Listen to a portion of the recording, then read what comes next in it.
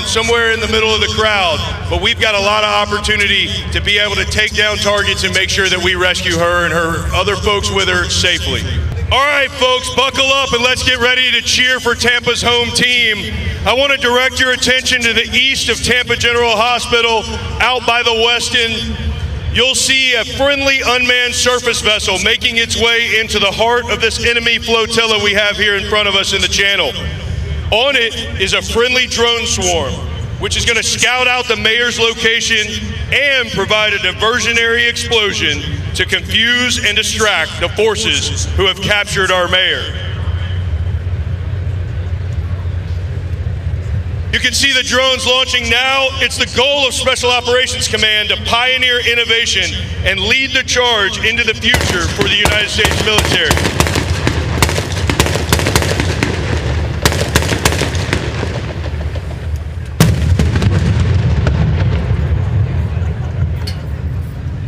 Well, ladies and gentlemen, great news. It seems as though the unmanned diversionary explosion was successful. Please direct your attention to the Harbor Island Bridge. It looks as though USSOCOM has positioned a ground force consisting of the United States Army Special Forces operators. They are making a ground movement reinforced by lightly armored vehicles and ATVs across the Harbor Island Bridge. They are also reinforced by our partners and allies from Slovakia, the Czech Republic, India, Poland, Sweden, and Romania.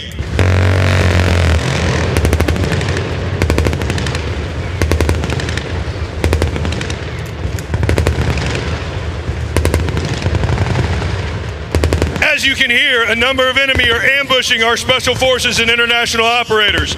The Special Forces Ground Unit is organizing a defense against the bad actors. As they say, the best offense is a good defense.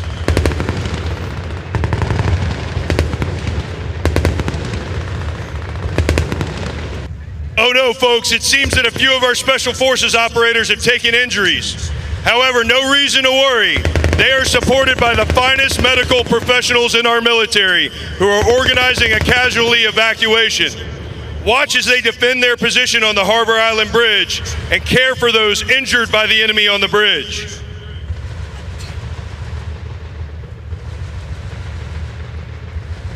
Folks, I'm getting word from our commander located with the ground force that he is going to organize support from another unmanned vehicle.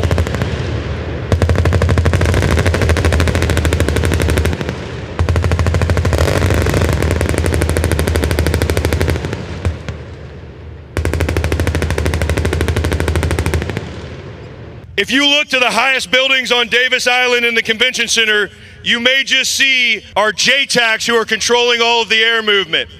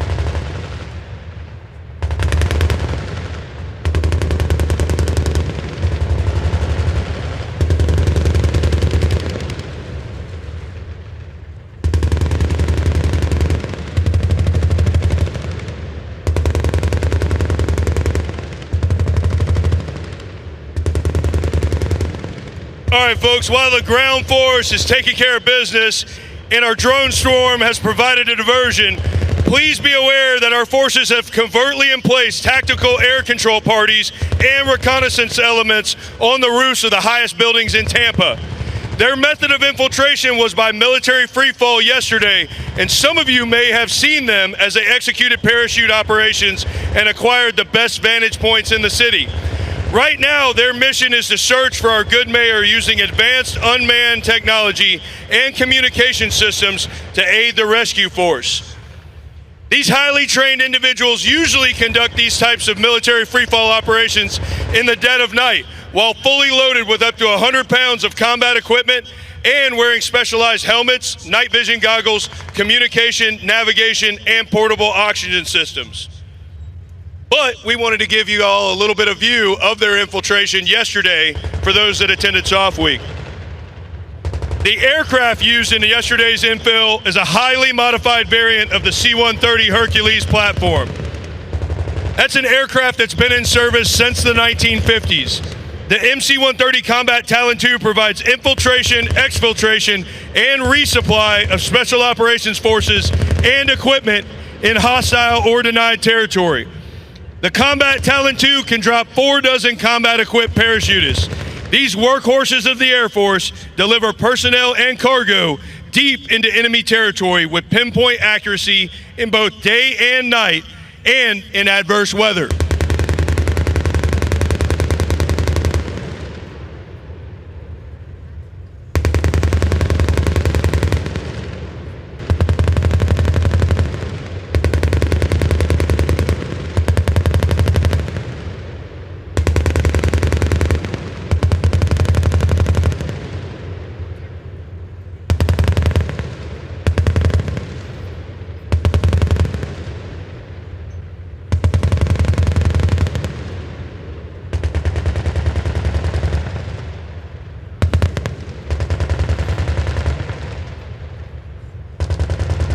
The jump master for yesterday's military freefall jump was an Air Force Special Tactics Combat Controller. Combat controllers are certified air traffic controllers assigned to Special Tactics squadrons. The mission of a combat controller is to deploy undetected into combat and hostile environments to establish assault zones or airfields, while simultaneously conducting air traffic control, fire support, command and control, direct action, counterterrorism, and humanitarian assistance. Their motto, "First There," reaffirms the combat controller's commitment to undertake the most dangerous missions behind enemy lines while leading the way for other forces to follow. Additionally, combat controllers have been instrumental in controlling critical close air support missions in hostile territory within proximity to friendly forces. This special skill requires extensive additional training to be certified as a Joint Terminal Attack Controller, or JTAC. If you look to the highest buildings on Davis Island in the Convention Center, you may just see them. I expect they will be able to quickly find the mayor's position and provide direction to any special operations forces in the area. Speaking of JTACs, all the airspace coordination you will see today is being controlled by 2 of our highly trained JTACs who are positioned on the roof of the highest building on Davis Island.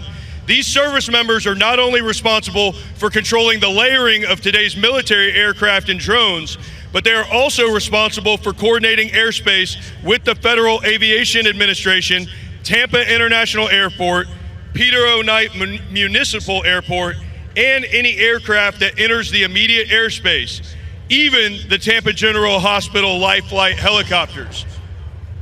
Ladies and gentlemen, please direct your attention to the Harbor Island Bridge and the channel out past the Westin. It looks as though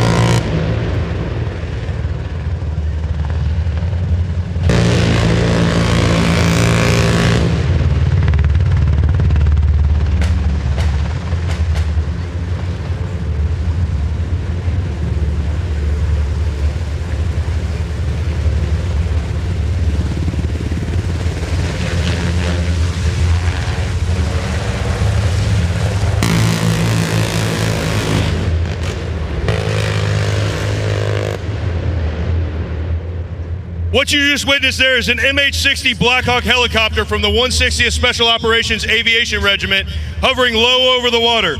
That helicopter had Navy SEALs from the United States and special operators from Sweden on board. That infiltration technique is known as helocast. Helocast is an insertion method where highly trained special operators, like those you just saw, jump from a helicopter at an altitude of approximately 10 feet above the water in a slow hover. With silent determination, they're going to swim towards their objective there at the yacht, each stroke propelling them closer to the mission's completion. Should that team be detected, the mission could be compromised and the enemy will shut down the communications capability of the Special Forces and Special Operations International Forces. Let's hope they make that swim undetected.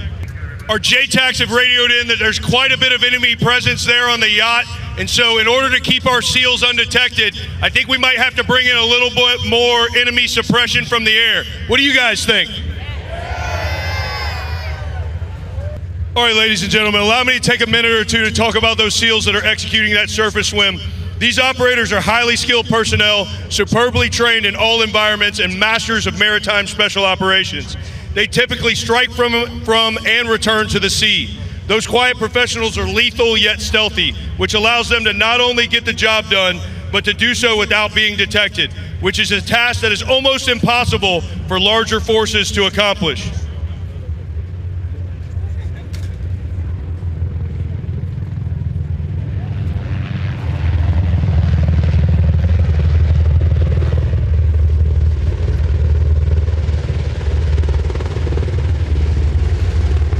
Folks, we talked about the amazing air control that's being done by our JTACs right now.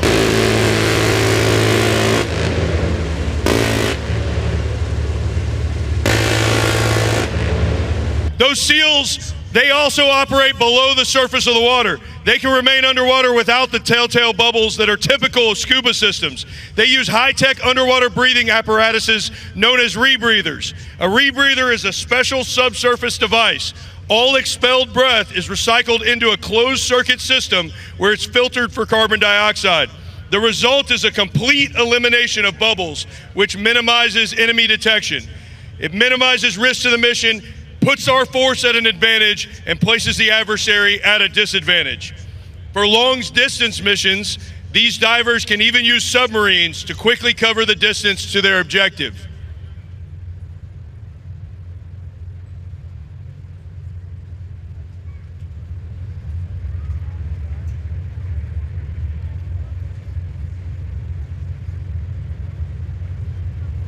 All right, folks, for those of you who may not be able to see from where you are, there's a tugboat out in kind of show center in between the yacht and the Lost Pearl, where our SEALs are climbing undetected from the water and placing a charge and ensuring that the enemy can't jam all of our special operations communications equipment.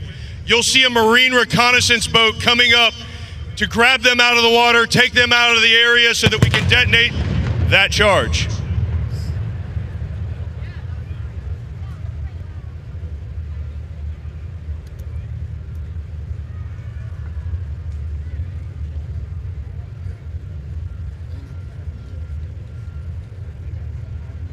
All right, I'm talking to the commanders over here at the jock, and it sounds like communications are still live. So I think that charge knocked out that potential jamming node. So let's give it up for those SEALs as they climb into the Marine reconnaissance vessel.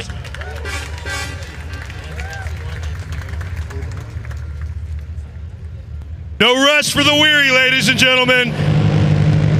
I direct your attention to the other vessels in the Garrison Channel. Now that the SEALs have eliminated the enemy communications boat, they've cleared the path.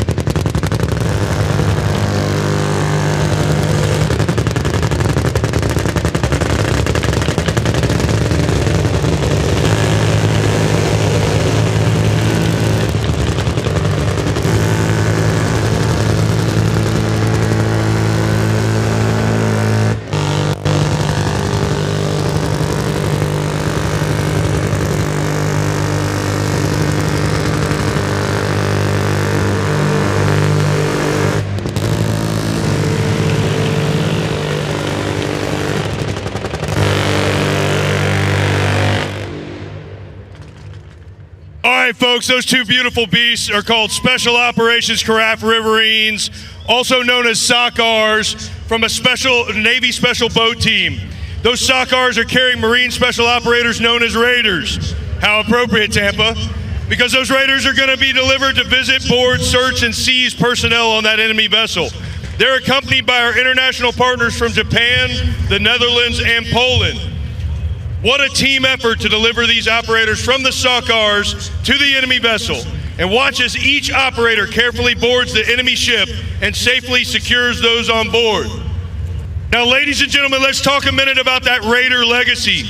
Formed in 2006 as the Marine Special Operations Command, or MARSOC, these elite warriors were reflagged in 2014 to honor the legendary Marine Raiders of World War II. Today, operating under U.S. Special Operations Command, these Raiders are the Marine Corps' premier contribution to global security. Whether they are conducting high-stakes direct action raids and counterterrorism missions, or gathering intelligence through special reconnaissance in contested maritime environments, these small, highly trained teams are the tip of the spear. Beyond their offensive might, they are masters of foreign internal defense, training and advising allied nations to enhance tactical capabilities across the globe.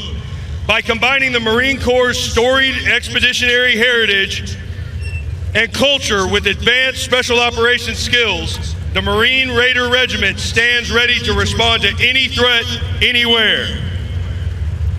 With expert planning, the SOCOMs are protecting those brave Marines and international partners as they conducted their search. And as all that smoke clears and the waters calm once more, those SOCOMs and our Marine Raiders are victorious. Their mission accomplished, and the Tampa Bay area is safe from harm. In the face of adversity, they have proven that courage, determination, and teamwork are the ultimate weapons against any threat. Give it up for the Special Boat Team, SOCOMs, and your MARSOC Raiders.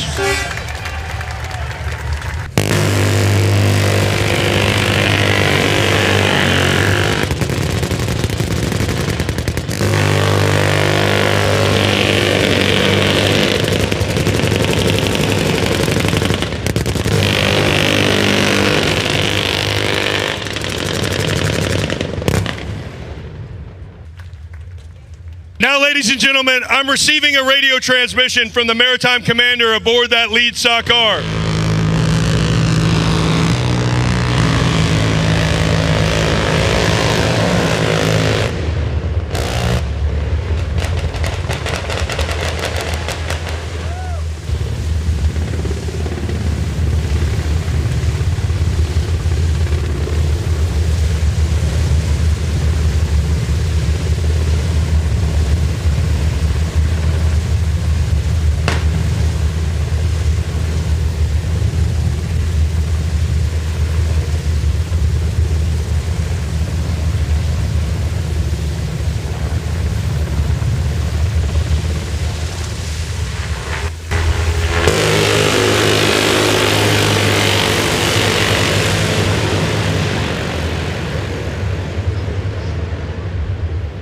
Folks, as those Raiders were victorious in knocking out the enemy there on the Lost Pearl, unfortunately they have not located the mayor of Tampa. So what you just witnessed was a fast rope insertion of a U.S. Rangers and an assault force consisting of special operators from the United States, India, Poland, and Slovakia. They're moving swiftly across that roof, descending into the belly of the yacht and engaging the enemy below. Ladies and gentlemen, as that assault force prepares to breach the lower decks, cast your eyes back to the skies above the channel. Providing critical overwatch for this high-stakes operation is an MH-60.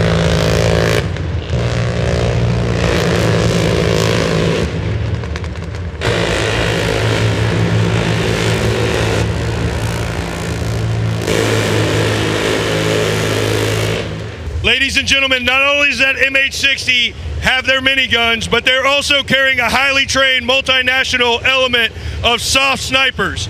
Integrating U.S. and partner nation capabilities, these elite operators are accredited SOF Level 1 snipers, graduates of rigorous advanced sniper courses around the globe. Tasked with delivering precision rifle fire to support the assault teams below, they have mastered a complex suite of lethal skills, including high-angle shooting, advanced marksmanship, and close proximity aerial operations. Watch closely as these international aerial snipers demonstrate unmatched ballistic control from a moving aircraft, ensuring the Army Rangers have an impenetrable, lethal eye in the sky as they fight to secure the vessel. Now, ladies and gentlemen, if you'll focus your attention on the roof of the vessel, it appears that a number of innocent crew members have been identified and are requiring extraction from the vessel as the Rangers continue to search for the mayor.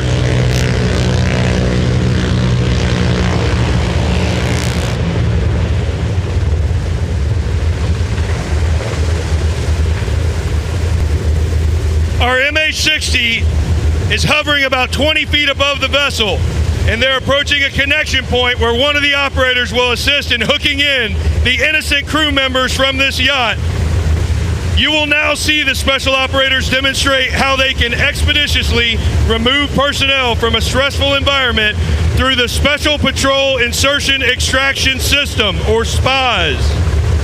Let's watch the thrilling display of courage and determination and cheer for the bravery and skill of the U.S. and partner nation forces as they thwart the enemy's sinister plot and safeguard the city of Tampa from certain disaster.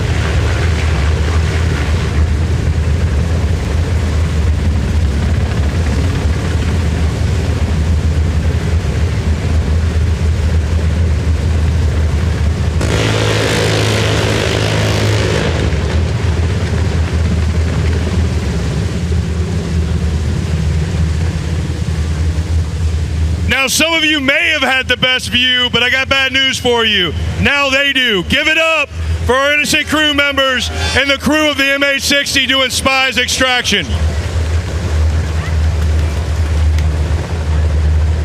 All right, ladies and gentlemen, outstanding news. I'm hearing reports from the Rangers aboard the yacht Starship. It seems that they have located the mayor of Tampa. They are bringing her to the roof of the yacht to enjoy the rest of the performance. Well done to our Rangers and international participants. Please give them a round of applause.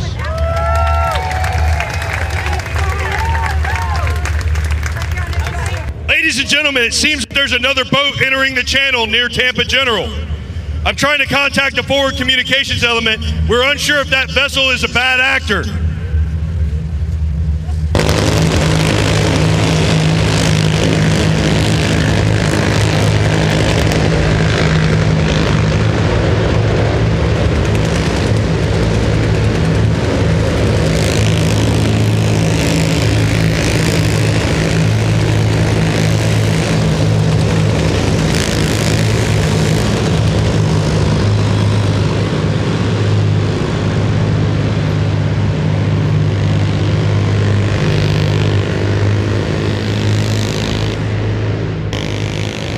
Well, folks, it seems they have declared themselves as unfriendly, and we're trying to intervene against the Rangers and the mayor on the yacht Starship.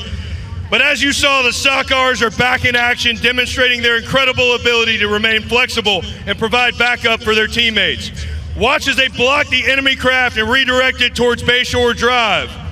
The SOCOMs have successfully thwarted another enemy attack near Bayshore Boulevard. Unfortunately, it's not good enough to just disable that craft. We've got to make sure that the enemy are taken out on it. But now, ladies and gentlemen, I'm told that there's a pre-positioned team made up of U.S. Navy SEALs and Marine Corps Raiders who are capable of surfacing from the depths of the Garrison Channel. If you look closely to the far west end of the channel, you can see our Navy SEALs and Marine Corps Raiders surfacing to board that vessel, ensure that we take out the enemy. But now we're going to look to the sky because I can hear the rumbling of helicopter rotors, and I'm hearing that there's a division of aircraft approaching to provide support for the divers. As always, we're looking for perfect coordination from land, air, and sea. The MH-60 helicopters right there have those multinational aerial snipers.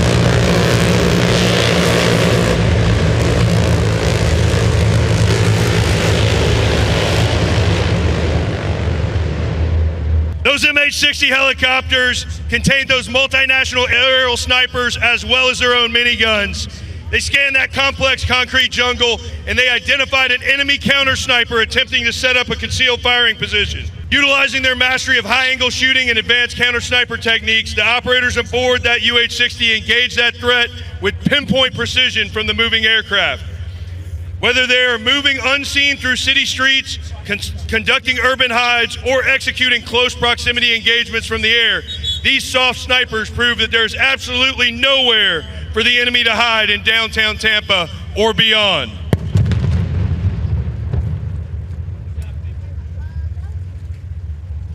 As you could hear, our friendly dive team surfaced, boarded the ship, planted that explosive device, and is now subsurface again to get away from the attack area. I'm getting word from the commander aboard the SOCOMs, who's relaying that the Navy SEALs and MARSOC Raiders have been successfully recovered on the other side of Bayshore Boulevard. Mission success to knock out all enemies. Give it up for our divers and our boat teams one more time.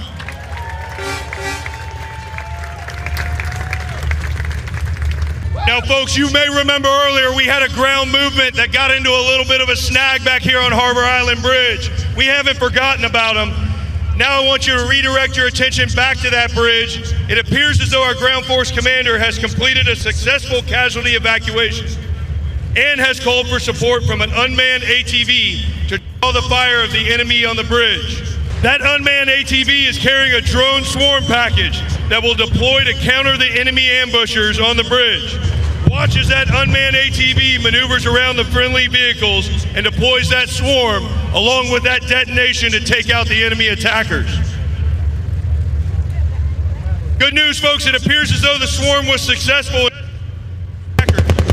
The Special Operations Forces and Special Forces are back on the move, completing their movement across the bridge.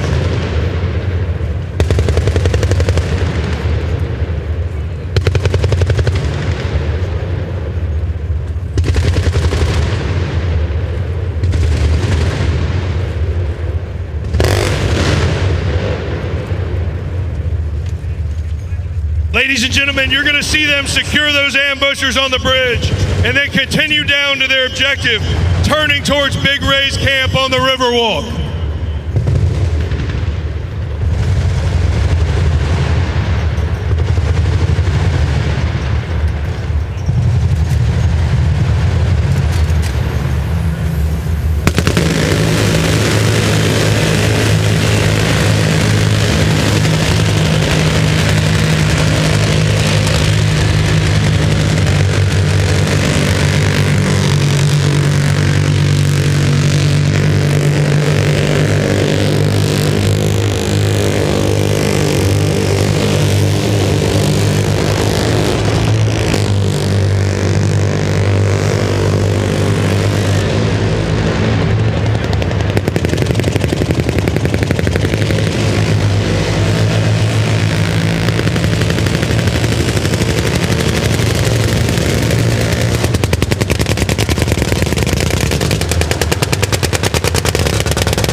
Folks, it seems as though they've identified an enemy headquarters on the Riverwalk, but it's heavily reinforced.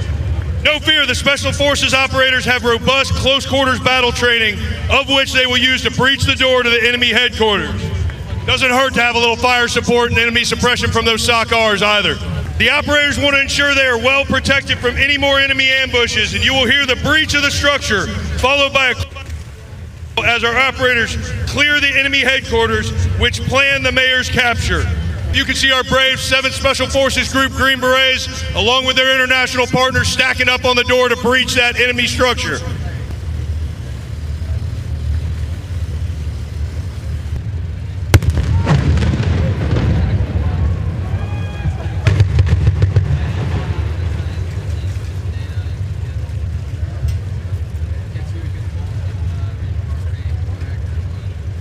All right, folks, I'm hearing radio reports from our ground commander that they have achieved success in the enemy headquarters. Tampa, our forces have completed their objective and will now consolidate on their vehicles and exfiltrate back to the friendly lines. Ladies and gentlemen, please give a cheer for our teams on the Riverwalk and on Harbor Island Bridge.